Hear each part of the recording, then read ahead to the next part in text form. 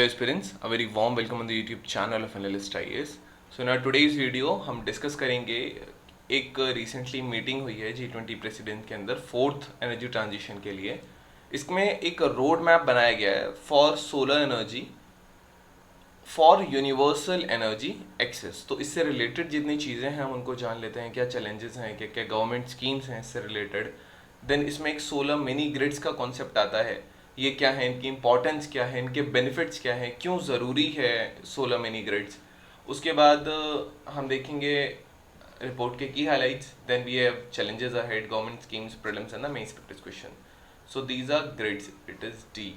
Okay, so let's start.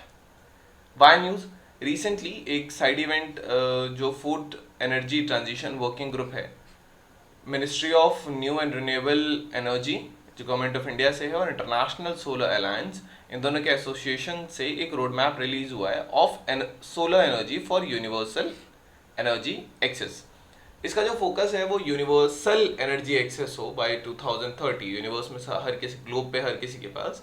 और इसमें जो सोलर मिनी ग्रिड्स होती हैं इनकी इंपॉर्टेंस को हाईलाइट किया गया एक सस्टेनेबल एनर्जी सॉल्यूशन को ड्राइव करने के लिए. सो की हाईलाइट्स अगर हम देखेंगे तो रोड मैप जो है ये सोलर एनर्जी को एज अ की सॉल्यूशन बताता है to achieve the universal energy access by 2030 coming.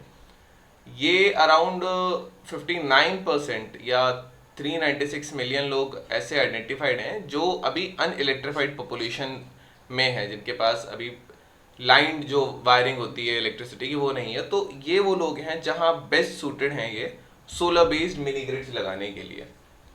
Approximately 30% जो अनइलेक्ट्रिफाइड पॉपुलेशन है, लगभग 203 मिलियन जो लोग हैं, इनको इन ग्रिड्स के थ्रू इलेक्ट्रिफाइड इलेक्ट्रिसिटी भेजी जा सकती है.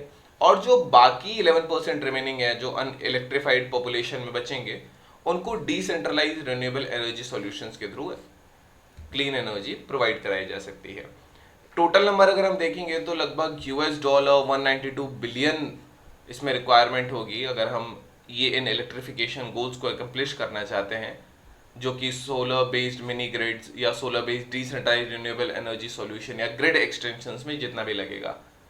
सो इट्स अराउंड कि $48.5 billion is needed to support the deployment of the mini grids. Now road map जो है ये वो जो चैलेंजेस होते हैं पॉलिसी से रिलेटेड, रेगुलेशंस, फाइनेंशियल रिस्क वगैरह से रिलेटेड, इनको भी एड्रेस करता है ताकि एक सक्सेसफुल इम्प्लीमेंटेशन हो सके सोलर एनर्जी सॉल्यूशंस का. ये क्योंकि इसमें टेक्निकल और फाइनेंशियल एक्सपर्टीज चाहिए, स्किल डेवलपमेंट चाहिए, अवेयरनेस क्रिएशन चाहिए, तो इन सारी नीड्स को हाईलाइट करता है, खासकर उन रीजन में जहां पर एनर्जी डिफिशियंसी है, to drive the electrification initiatives in those area. Report ये भी कहता है कि इन्वेस्टमेंट इंक्रीज करने चाहिए, इकोसिस्टम डेवलप करना चाहिए, देन ऑप्टिमल रिसोर्स यूटिलाइजेशन होना चाहिए to access the universal energy. So universal energy access, right. So अगर हम सोलर पीवी बेस्ड जो कुकिंग सॉल्यूशंस होते हैं, फोटो वोल्टाइक बेस्ड जो होते हैं, एंड इलेक्ट्रिफिकेशन इनिशिएटिव्स जो हैं, सो इनका इंटीग्रेशन ज़रूरी है. So they would actually enhance the energy access in some of the remote areas or some of the regions which are still underdeveloped. So what are the solar mini grids? Solar mini grids actually small scale electricity generation है. बड़े बड़े solar parks लगाने से अच्छा है ये बस community के लिए एक डिस्ट्रीब्यूशन सिस्टम है जहाँ फोटोवोल्टाइक कुछ सेल्स लगाए जाते हैं और इनके थ्रू जो इलेक्ट्रिसिटी है उसको किसी बैटरी में स्टोर कर लिया जाता है. Later on it can be used. ये कम्युनिटीज़ को या एरियाज़ को, किसी छोटे से गांव को, इनको आपस में कनेक्ट कर सकता है, या तो मेन पावर ग्रिड से, या जहां पे रिक्वायरमेंट है कि उनको एक मेन पावर ग्रिड की ज़रूरत है तो वहां पे ये वर्क कर सकता है. प्लस जहां पे अक्सर पावर शॉर्टेजेस होते रहते हैं वहां पे ये वर्क कर सकता है. इसकी इंपॉर्टेंस अगर हम देखेंगे तो लगभग 9% जो अभी भी वर्ल्ड की पॉपुलेशन है वो बिना इलेक्ट्रिसिटी के रहती है. मोस्ट जो है ये सब सहारन अफ्रीकन रीजन में या रूरल एरियाज में मिल जाते हैं. इस इशू को देखते हुए टू टैकल दिस, जो सोलर मिनी ग्रिड्स हैं ये क्रिटिकल सॉल्यूशन देता है. ये डिपेंडेबल, कॉस्ट इफेक्टिव इलेक्ट्रिसिटी भी प्रोवाइड करा पाएगा इन कम्युनिटीज को जहां पे अब तक इलेक्ट्रिसिटी भी नहीं पहुंची है. एडिशनली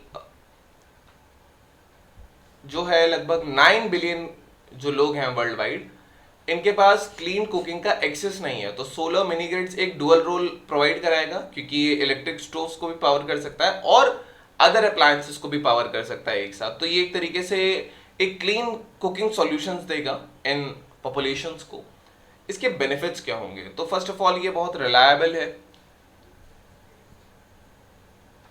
क्योंकि नेचुरल डिजास्टर्स या पावर आउटेजेस अगर हो जाते हैं तो उस टाइम पे इनकी रिलायबिलिटी बढ़ जाती है, इनका काम आ सकते हैं। देन सस्टेनेबिलिटी, ये क्लीन और रिन्यूएबल सोर्स ऑफ एनर्जी है, तो ये ग्रीन हाउस गैसेस एमिशंस को कम करेगा, क्लाइमेट चेंज को मिटिगेट करने में हेल्प करेगा, so it is a sustainable use.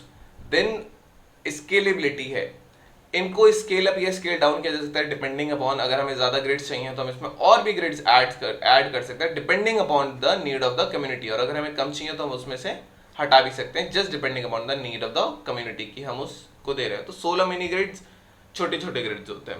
So challenges इसमें क्या क्या है? तो सबसे पहले अगर हम चैलेंजेस देखेंगे तो पॉलिसी और रेगुलेटरी हर्डल्स हैं, जो किसी भी कंट्री की कम्युनिटी की पॉलिसीज होती हैं या उसकी क्लियरिंग प्रोविजंस होते हैं, ये चीजें हर्डल्स पैदा करती हैं। तो सपोर्टिव पॉलिसीज होनी चाहिए, they are very necessary to encourage the investment and also to promote the adoption of the solar technologies in those areas. So this is why they are necessary.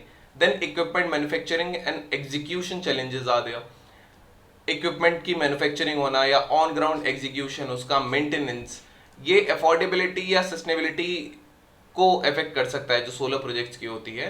तो एक quality equipment होना चाहिए, skilled man power हमें वहां पे चाहिए, ताकि एक लॉन्ग टर्म सक्सेस हो सके इन सोलर एनर्जी इनिशिएटिव्स की। इसके बाद एक डस्ट एक्यूमुलेशन जो है, ये एक कारण है, ये भी एक चैलेंज है। जो डस्ट एक्यूमुलेट हो जाती है सोलर पैनल्स पे रखे रखे, तो इन पर एक्चुअली क्या होता है कि लगभग 30% जो आउटपुट है ये इससे डिक्रीज हो जाता है, अपने पोटेंशियल का केवल 70% वो दे पाते हैं। हाय वो अगर इनको वाटर बेस्ड क्लीनिंग सिस्टम से इनको साफ किया जाएगा, then it will require a lot of water. So यहाँ पे इनको क्लीनिंग में एक प्रॉब्लम है। अगर वाटर लेस अगर हम क्लीनिंग मेथड यूज कर सकते हैं तो वो बहुत लेबर इंटेंसिव होगा, हमें एक लेबर चाहिए जो जाके उनको क्लियरली साफ करे, और इससे जो स्क्रीन होगी वहां पे स्क्रैचिंग का भी प्रॉब्लम आपको देखने को मिल जाएगा। इसके अलावा फाइनेंशियल रिस्क होते हैं अंडर डेवलप रीजन में, हाई फाइनेंशियल रिस्क होते हैं ऐसे रीजन्स में डेवलपर्स के लिए। तो ये एक्चुअली गैप की तरह वर्क करता है कंज्यूमर की अफोर्डेबिलिटी में प्लस जो सप्लायर उसको प्रोवाइड कर रहा है उसकी वायबिलिटी में। तो ये दोनों चीजें मैच करनी चाहिए। फाइनेंशियल रिस्क को एड्रेस करना, इंसेंटिव्स प्रोवाइड कराना सोलर इन्वेस्टमेंट्स के लिए, ये बहुत जरूरी है ताकि प्राइवेट सेक्टर का भी इसमें इन्वॉल्वमेंट हो सके। Need for technical and financial expertise, इसको इंप्लीमेंट करना, मेंटेन करना सोलर मिनी ग्रिड्स को, इसमें टेक्निकल और फाइनेंशियल एक्सपर्टीज चाहिए। लोकल कैपेसिटी बिल्डिंग जरूरी है, ट्रेनिंग प्रोवाइड करना जरूरी है for the successful long term operation of these things. So now government schemes ऐसी कौन कौन सी हैं जो सोलर प्रोडक्शन को बढ़ाती हैं? हम खासकर इंडिया की बात करेंगे तो पहला है international solar alliance, then national solar mission, then Kisan Urja सुरक्षा एवं उत्थान महाअभियान जो पीएम कुसुम है, इसके बारे में हम ऑलरेडी डिटेल में डिस्कस कर चुके हैं। वन सन वर्ल्ड और वन ग्रिड है, देन सोलर पार्क स्कीम्स हैं, रूफ टॉप सोलर स्कीम्स हैं। दीज आर द स्कीम्स जिनको आप मेंस आंसर राइटिंग अगर इससे रिलेटेड आता है you can mention them. Prelims practice question. So consider the following statements regarding the International Solar Alliance. A treaty-based international intergovernmental organization, International Solar Alliance, aims to mobilize more than $1,000 billion to investment needed by 2030 for massive deployment of the solar energy. It was established by the joint efforts of France and India. Only countries lying between the tropics are eligible for the ISA membership. So I hope you all can answer it. So this was now we have our mains practice question. So highlight the key findings of the roadmap of solar energy for universal energy access and investments requirements. How can integration with other renewable sources enhance mini grid reliability? Analyze the role of innovative financing models like green bonds in accelerating the energy access. So it's a good question, you can try it.